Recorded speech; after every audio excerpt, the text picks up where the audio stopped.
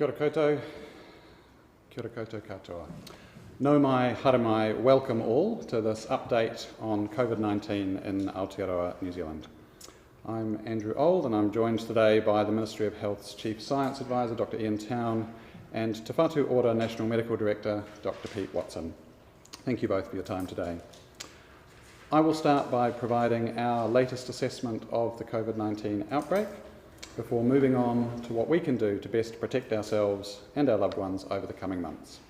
I will then hand it over to Pete, who will cover the work underway to address pressures on the health system now and also looking ahead to the summer months. Ian will then provide an update on Covid-19 vaccination, including a recent decision on vaccine eligibility. But first, the numbers.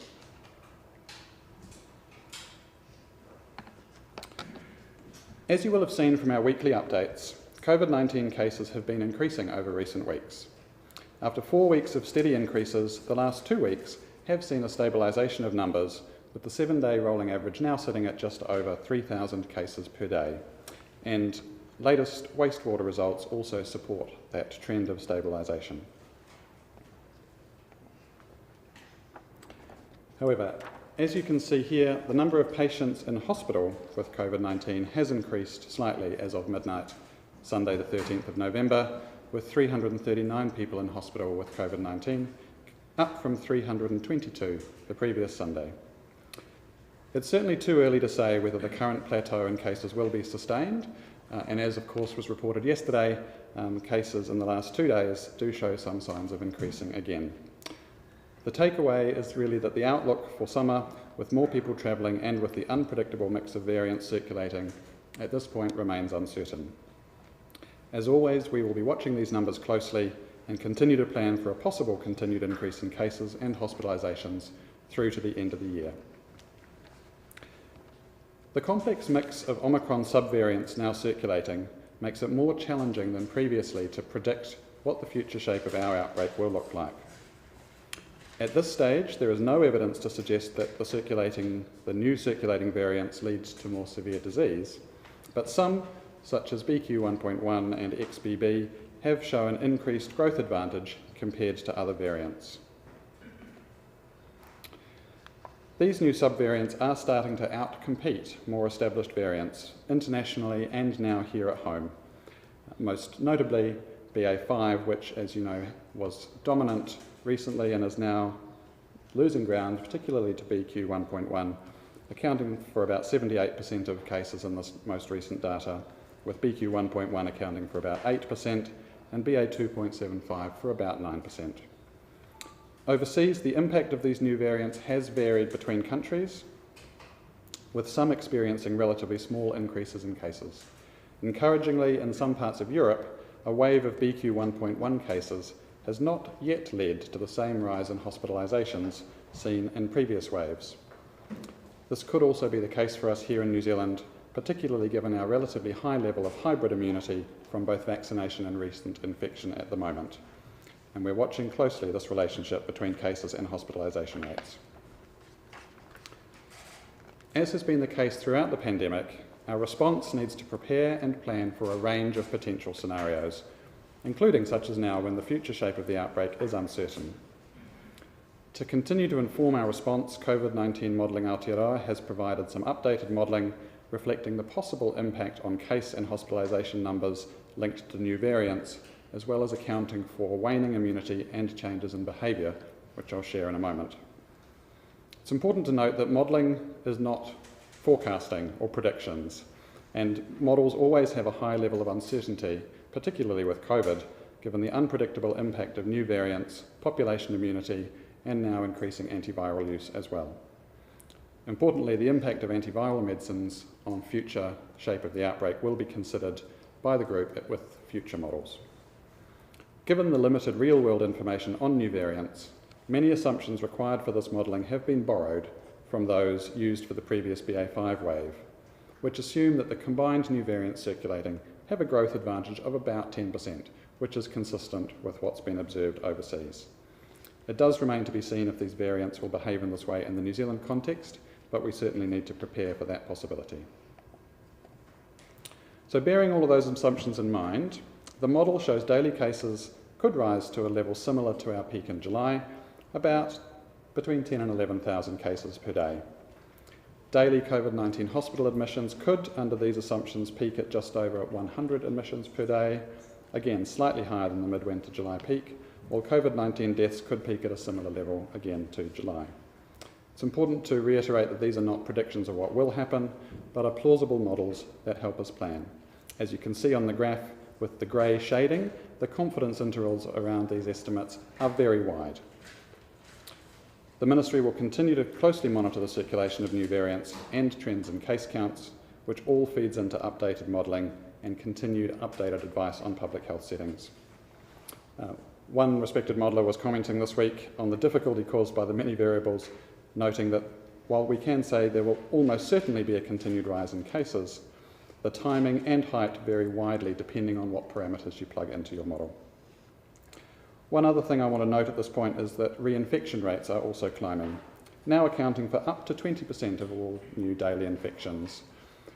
Of those, just 1% are within the previous 90 days, the rest beyond 90 days. Those changes are likely related to a combination of waning immunity and the emergence of new variants, as noted. Important to say also that the increase in cases depicted in these models is not unexpected, and we have planned for it. And these shapes of waves are very consistent with the patterns that we've seen internationally and indeed over the last couple of years.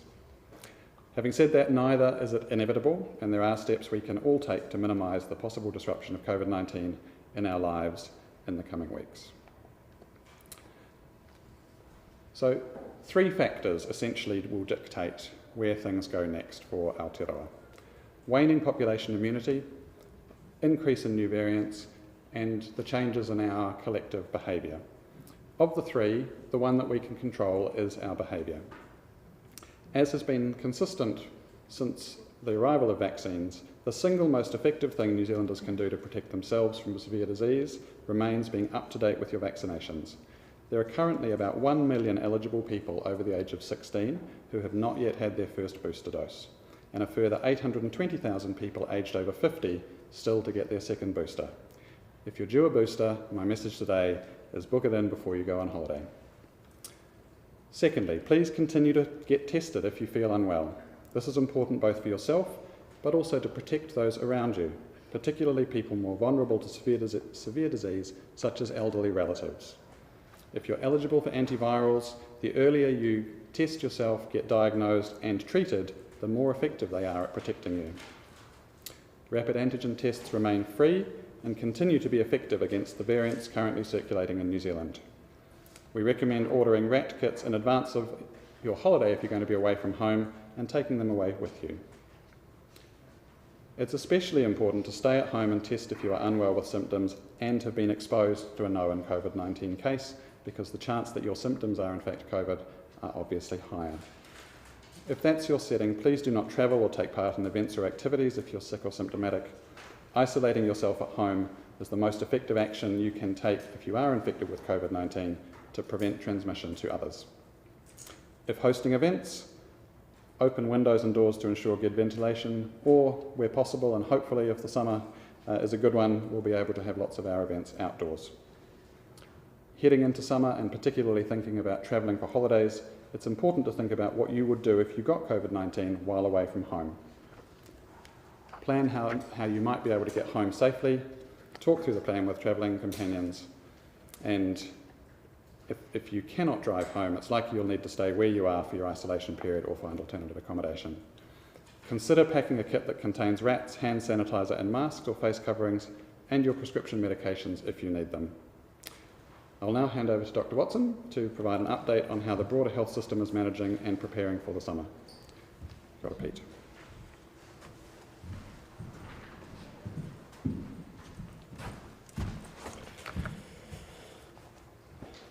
Thank you, Andrew, and kia ora koutou katoa. Yes, the recent increase in COVID-19 case numbers is a reminder of the need to remain vigilant. As we know, the spread of COVID-19 widely disrupted hospital systems across the world, And more than 2 years into the pandemic, global health systems are still facing significant challenges in providing essential health service. New Zealand isn't exempt from this trend, and COVID-19 continues to stretch the capacity of our own healthcare. So in Aotearoa, our health system continues to experience serious pressure due to ongoing high demand. Nationally, our emergency department attendances and hospital admissions from emergency departments remains high. Similarly, hospital occupancy is high and the number of patients with a long length of stay are high and remains a real challenge. Here in Middlemore today, there are around 280 patients who have been in hospital for longer than 7 days. The causes include patients waiting for community support or transferring to other facilities such as aged residential care. However, we can assure everyone that work is underway to better streamline patient discharge. Once patients are medically fit, to improve the hospital flow and ensure patients are in the best setting to meet their needs. This will directly impact on reducing the demand experienced in our emergency departments. General practices and urgent care clinics are also experiencing demand for acute care. Staff sicknesses and vacancies across our health system are having an impact, echoing a wider trend as COVID-19 cases have slowly begun to rise again. Pressures nationwide are being addressed by focusing on how we manage the movement of patients through hospitals, by prioritising those who need the most urgent care and increasing regional coordination to deliver health services. This includes working with our urgent care clinics to manage those with less serious patient needs. There is an ongoing response from all parts of the system, from GPs and primary care on the front line to our partners in aged residential care, ambulance services in our communities and hospitals, all taking actions to ensure that patients get the care that they need in a timely manner. These activities are accompanied by a consistent approach to performance monitoring so that we can evaluate, monitor, improve and share successes and ultimately keep delivering our quality care to all who need it when they need it. And so to workforce pressures. COVID-19 has been incredibly testing, as we know, particularly when combined with winter illnesses, but also staff shortages. The pressures placed upon our health workforce have been unprecedented. I'll outline shortly some of the workforce initiatives underway, but I do want to reiterate these challenges are not going to be fixed overnight. It will take time to recruit more people into the health sector. And again, I want to acknowledge the incredible work of our health workforce kaimahi, who are implementing on-the-ground responses across the motu, every day, with the sole aim of providing the highest level of care to their communities. The work you do is critical and valued. So what are we doing to address some of these aspects of workforce? Te Whatuora is actively leading on a range of initiatives that the government has announced that are focused on bolstering our health workforce. We're training more doctors and nurses, and we're supporting people who have stepped up to work in the COVID-19 vaccination program to also enter the workforce. In regards to nursing numbers, we've doubled the number of nurse practitioners training each year from 50 to 100. We're easing the process for overseas nurses entering New Zealand and the provision of up to $10,000 per nurse in terms of financial support for international nurses to meet their New Zealand registration costs. We're also providing up to $5,000 in support for New Zealand enrolled or registered nurses who want to regain their annual practicing certificate to be able to return to work in a nursing role in the New Zealand health system. This year, the Return to Nursing Workforce Support Fund has helped more than 200 nurses across Aotearoa get back into the health workforce, many of them in aged residential care facilities. We're also boosting general practitioner training numbers. After discussion with the Royal College of General Practitioners, measures have been put in place to increase each year the numbers of GPs training in New Zealand from 200 to 300. We've also taken steps to address the pay gap, to bring the pay of first-year GP registrars in line with hospital registrars, removing one of the biggest barriers for young doctors going into a career of general practice. Elsewhere, we're continuing to do all we can to support our hospitals, clinics and emergency departments and continue to acknowledge the tireless work of pharmacies and other health service providers.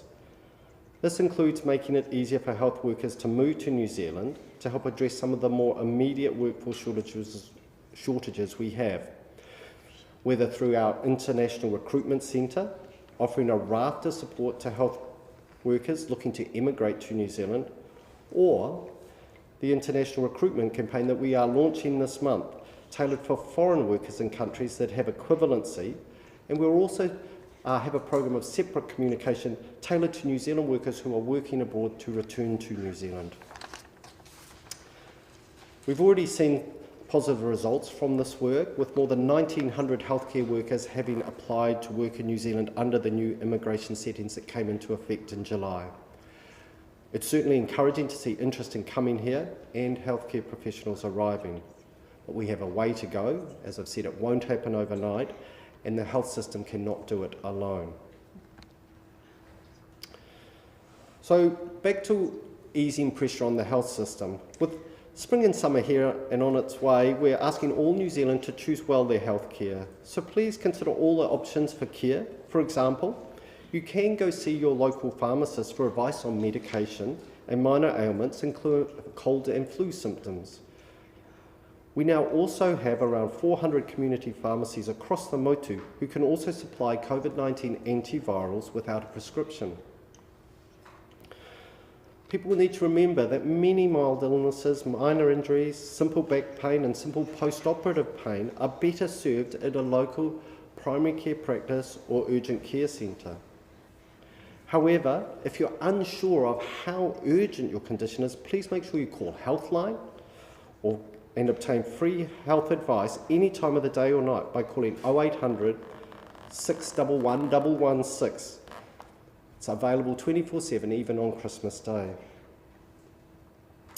If it's an emergency, always remember to call 111.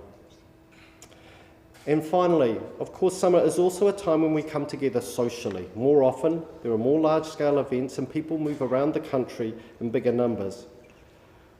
We need everybody to have a plan to keep well by ensuring everyone makes good, healthy decisions while having fun wherever and whatever we are doing with friends and whānau. But please remember, if you're unwell, stay home. If you're travelling, make sure you're aware of the risk COVID-19 might affect your holiday plans and plan for this in case it happens, including your own self-isolation plans.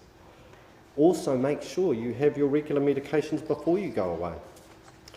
Remember, for free COVID-19 advice, 24 hours, 7 days a week, you can call 0800 358 5453 or visit the dedicated COVID-19 Health Hub, covid19.health.nz. And so in coming months, we will likely continue to see a high prevalence of COVID-19, but we will get through, just like we have in the past, together. Vaccination, isolating when unwell, testing and self-reporting results, these public health measures which have served us well and will help us to enjoy the summer we all deserve. Kia kaha, kia ora tātou katoa. Thank you, and I will hand over to Ian. Kia ora. Good, well thank you Pete and Andrew. It's good to be back talking with you about some of our work on the COVID-19 vaccines. My name's Ian Town and I'm the chair of the COVID-19 Vaccine Technical Advisory Group. This group is in its third year of fairly steady work providing advice to the Director General about our vaccine program. And as we near the end of this calendar year, I'd like to give a big shout out to the members of the group who've worked very hard. We've had over 50 meetings and provided nearly 45 reports to the Director General over this time. And I'd really like to thank the Science and Technical Advisory team that do all the work behind the scenes to make sure our advice is evidence-based and clearly stated. So today I'll be providing an update on some of the advice we've provided to the Director General recently, and to reiterate Dr. Old's point, which is we have done very well here in New Zealand with our vaccination program, and the key thing as we get ready for summer is to just give that a real boost for the boosters as we think about getting ready for summer and making sure we're well prepared for the few months ahead. As Dr. Old has noted, a good number of people here in New Zealand, 2.75 million rather, have actually had their first booster. So a big shout out to them. And 650,000 people have already come forward for that all-important second booster from those who are eligible. Now, as you know, these boosters certainly lift the antibody levels, which improves that vital protection against the virus. And with the ongoing number of cases, which, as Dr. Old has noted, are plateauing, there have been exposure to both the BA2 and the BA4-5 variant, and that does give a natural boost to immunity as well, and we call that hybrid immunity. In addition to that vaccination immunity, the exposure to the virus gives a more general boost, as I've said, and increases the levels of protection. And then, of course, if you do develop COVID-19, there are at least 2 antiviral agents which are available for those at greatest risk. So a big shout out to all New Zealanders who are getting ready for summer and getting their boosters. And we've been just looking more closely over recent months at some of the other risk groups for those who may have serious outcomes with COVID. And one of those is to think about eligibility for that second booster. As you know, everyone over the age of 16 here in New Zealand is eligible for that first booster, and currently it's those aged over 50 years who we've targeted for the second booster program, as well as health workers and disability workers over the age of 30 years. And this is in line with international best practice, where those second boosters have been reserved for those at greatest risk, usually because of an underlying health condition, such as diabetes, heart or kidney disease. We've been reviewing some of the data here in New Zealand and recently provided some updated advice to the Director General, and this is to lower the eligible age for that second booster for Māori and Pacific people down to the age of 40 years. And from this Friday, the 18th of November, all Māori and Pacific people here in Aotearoa, New Zealand, will be eligible to receive the second booster, as long as it's 3 months since any documented infection. Now, this was based on clear evidence from data that we've been able to gather here in New Zealand, and this is very pleasing to us because a lot of our early decisions were based on data from overseas, including Australia. So the work that we recently published on the Ministry website looked at all of the recent information about deaths and hospital admissions from COVID-19 here in New Zealand. And what we showed in that work is that the risk of death from COVID-19 is around twice for Māori and Pacific people, and that risk kicks in earlier, around the age of 40, which is why our recommendation has been made as announced. Similarly, they have a 2 to 3-fold increase in the risk of being in hospital. In both these cases, this is often due to the presence of comorbidity, such as the conditions I've mentioned, which tend to occur earlier in these population groups. Now, it is timely to provide a brief update on our surveillance program, particularly the wastewater testing, which Dr. Old has mentioned in passing. As you know, our wastewater testing has been a game changer here in New Zealand and has led us to understand the progress of the virus around the motu. At the moment, we are still detecting COVID-19 in almost all of our wastewater measurement sites, which are a total 82 across the country. Our surveillance has shown, as Dr. Old displayed on the graph, that we've shifted during the middle of the year from that BA2 dominance through to the BA5, which is now being replaced by a number of newer variants again. And we know from the testing that still occurs in our hospital setting that those wastewater trends are also being mirrored in the results that we get from those admitted to hospital. We do expect the numbers of cases of BA5 to slowly trend downwards, as Dr. Old has mentioned, and there are 3 or 4 new variants which may form part of the future in terms of our experience here in New Zealand. So thinking about the next few months and what the approach means for us here in Aotearoa, New Zealand, our advice remains the same. get the vaccinations, and now with this extended eligibility, encourage our Māori and Pacific families and whānau to come forward for that second booster, those that are now eligible and those who are already eligible. And perhaps in coming forward, there's an opportunity for tamariki to be vaccinated, remembering that that vaccination, Pfizer vaccine, is available for those between the ages of 5 and 11. Lastly, I want to acknowledge all of the work that's gone on over the last 2 years from our amazing vaccination teams around the motu, from the far north, where there have been mobile clinics, marae-based clinics, and general practitioners, pharmacies, and Māori and Pacific providers. A huge thank you from us all for the work that you do, and we're expecting that there might be an upsurge in business over the coming weeks as people come forward to get their boosters. Tēnā koutou katoa. Back to you, Andrew.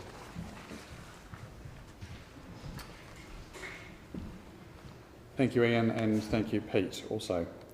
So, in summary, an expected increase in cases, along with an increasingly unpredictable mix of COVID-19 variants circulating in the community, means we need to keep our collective eyes on the ball and make sure we all do our part to keep cases, and by extension hospitalisations and deaths, as low as possible. We remain in a strong position to manage the impact of COVID-19, including emerging variants, with a highly vaccinated population and a significant proportion of us also having had an Omicron infection this year. The recent increase in cases reminds us that, as much as we all wish it were the case, we're not out of the COVID woods yet. We need people to continue to do their part to keep themselves and their whānau and communities safe, particularly over the summer period. As Ian has said, get vaccinated when your dose falls due, test if you have symptoms, isolate if you test positive, and be prepared for COVID when planning your holidays. Now is also a good time to reconsider mask use in certain settings beyond the mandated requirements in healthcare.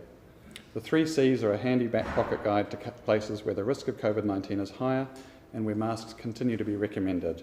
Those are settings that are closed, crowded, or close contact with others, such as public transport. We're now happy to take questions and invite my colleagues to join me.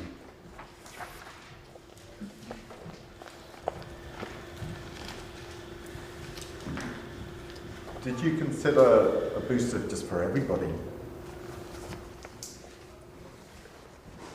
Yes, thank you. Our focus, as I mentioned, has really been on those at greatest risk of severe disease. And when we looked at that hospitalisation data, the risk of ending up in hospital for those under 40 is really quite low. And so this combination of our first booster, and remember that quite a large number of people have had that hybrid immunity boost through exposure to BA5, we feel that's sufficient for now.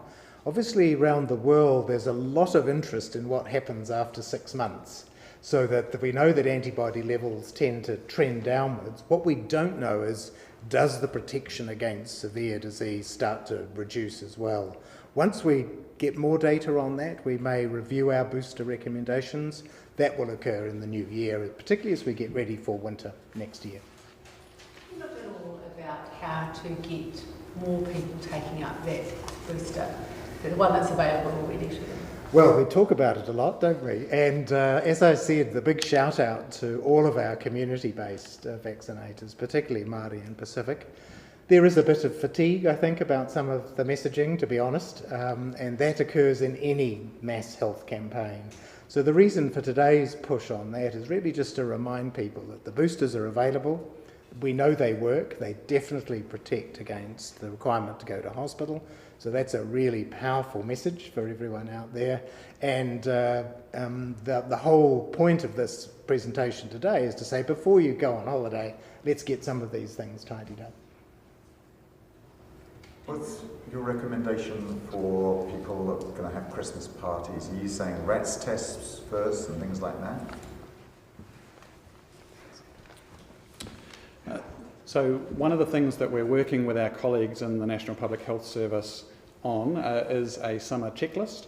So the exact detail of that and the specific recommendations are still being worked through, but we will expect to publish that in the next few weeks, and that will have a range of things that we recommend people do, considering things like actions that you might like to take before visiting elderly relatives, suggestions around Christmas parties and those sorts of things. Is rats one of the things being considered? Definitely one of the things being considered, yes. You mentioned mask wearing before. Would you say that you would encourage people to maybe start wearing them again on things like public transport now? Yes, so our advice has been consistent on that, and we still believe that there is good evidence that masks reduce transmission. They protect you from catching COVID-19, but also they protect those around you if you might have COVID-19 and not know it. One of the advantages, of course, we have now with the weather is that there is lots more doors and windows open, people outside. But if you are in settings where you are in close contact with other people, if they're crowded, if it's poor ventilation, public transport, buses particularly are a good example of that, then yes, we think masks are a good idea. There was a story this morning about the BN1 variant overseas. Do you know much about that or whether or not it's in New Zealand? BN1? Variant that's come up? I know there's. I'm not familiar with BN1. I am familiar with BR2, which is a new variant in Australia. I think one of the things that we're seeing now, and I think we're starting to see commentators around the world talking about this, is this idea of a variant soup or a variant swarm. That previously, when we've dealt with outbreaks, they've tended to be driven by a single dominant variant. We certainly saw that here in New Zealand with a BA2 driven wave and then subsequently a BA5 driven wave. What seems to be the case occurring now in multiple countries around the world is rather than a single variant becoming dominant, a number of variants, often closely related, are starting to sort of compete for dominance, and that reflects the evolution of the virus, but also, as I mentioned, does make it harder to predict exactly what the future shape will look like. How close are we to getting an Omicron-ready vaccine then? Yes, so you've probably read reports from overseas that both Pfizer and Moderna, they're the two RNA companies, have both developed both BA1 and BA45 variant vaccines. So we are watching those developments very closely. MedSafe, our regulator, has received an application from Pfizer to consider the BA45 vaccine, the bivalent vaccine. There's not a lot of data about whether or not that is in fact more effective, although the theory is very sound. So once MedSafe have concluded their review, in the new year we'll discuss further with Pfizer if that's an option for us here in New Zealand. They're not able to supply any here in New Zealand this year. In terms of vaccination for children, so those under 16 aren't yet eligible for a booster, parents understandably quite concerned. What conversations were had around expanding the booster to those under 16? Yes, when we looked at that data that I mentioned about risk of severe disease, including hospitalisation, and we looked right down to 6 and 7 month old children and their experience over this last year, the risk of severe disease and requiring hospital treatment in anyone under 16 is very, very low. And so that's where the risks and the benefits have to be thought through more carefully, and we didn't feel there was a strong argument for extending boosters to that age group at this stage. About planned care. So emergency doctors have asked for more planned care to be scaled back. Is that something that you're looking at doing? So in every hospital, in every place where planned care has been undertaken, there is always a balance between acute demand on the hospital on that day, so the theatres, the staff, and what planned care is being scheduled for that day. Also includes things like ICU capacity, depending on the capacity. So those decisions are made every day on a day-by-day basis. So when we have escalating acute demand, decisions are made about what needs to be deferred, and clearly the most acute, time-sensitive and important work will be done. So we know across the country, as the number of COVID-19 admissions decreased, that planned care was ramping up, and we've seen that, and we've been supporting that in a range of initiatives. That will be impacted if we start to see our surge of COVID-19 acute admissions again. But at this point, it will be happening in some places, but not spread. So that you're saying it's not happening enough. I wonder, is that a conversation that you're having with your colleagues around the country about whether more needs to be done to ease the pressure on their EDs? So one of the things about now with a national system is we have got some greater national visibility about the pressures across the system. So that is something that we are doing now on a daily basis and sometimes more regularly, about having a view over what is happening in the different spaces. So support is being provided, both in terms of what needs to happen locally but also regionally. So we've seen a number of the hospitals now that used to work in their district, we don't have those, but working regionally to support one another. So those are conversations that we're supporting. At the moment, are there any, like say today or in the last few days, are there any that are only doing that? What in Auckland, I think you call it P1 and P2, that's super urgent. Are there any that are only doing that level at the moment? Not that I'm aware of, however, I can say, so for instance, here at Middlemore, I know this week we had the most acute number of minutes in our theatres ever. So we had over 8,000 acute minutes earlier in the week. That's a really huge amount of acute work coming in the door. So that needs to be prioritised. So we are doing that. But it still means that the planned care work, I know today it's dropped back down, so we are flexing that, as I say, on a day-by-day level. So even if it's for a short period of time, it's not continuing. So sorry, so for that 8,000, did you get any planned care? Yes, so there was still some done, but it just means the balance. It's the time-sensitive work, the most time-sensitive. So usually that includes cancer, but other time-sensitive procedures, we will be prioritising those over the lower prioritised work that needs to be done. This last one. Yeah. Just with this, you know, you're trying to clear that backlog with COVID cases rising, and really there's been very little respite, hasn't there, between the two waves. Are you going to make any inroads into, have you made any meaningful inroads into that backlog? So we're collecting all that data on the progress on plan care. So as people will be aware, we've got a whole lot of plan care recommendations and a whole lot of activity happening. Next week we will be releasing the monthly update on the progress we're making on that. So we're looking forward to that, but I would suggest that yes, we are facing huge pressure in terms of acute pressure, but also workforce pressure, which means, again, this is not something that's going to be solved this month or before Christmas, but it's going to take some time as we work towards that. On that, we spoke to one woman who has a broken kneecap, or the family of one woman with a broken kneecap who waited for 7 days for surgery. She's barely eaten in that time. Surely that's not acceptable this week.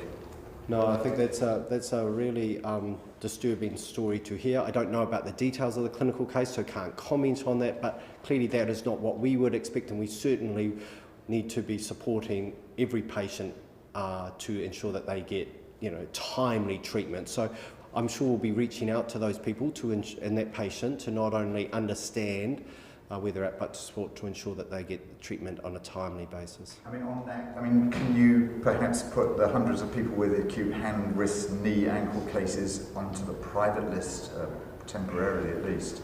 So we're doing that.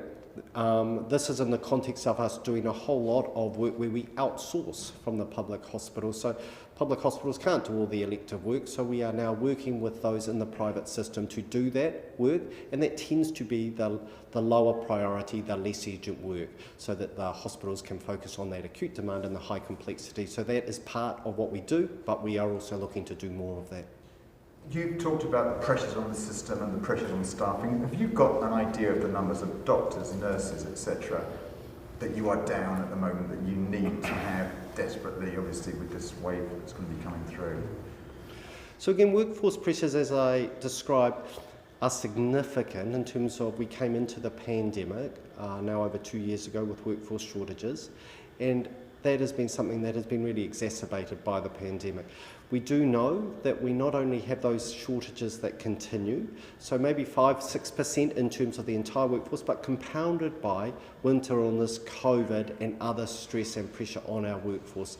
So in total, across the health system, probably somewhere around 8 to 10% shortages exist currently, but we are working both to recruit internationally, but also to increase our pipeline. But as we've talked about, these are things that are going to take some time.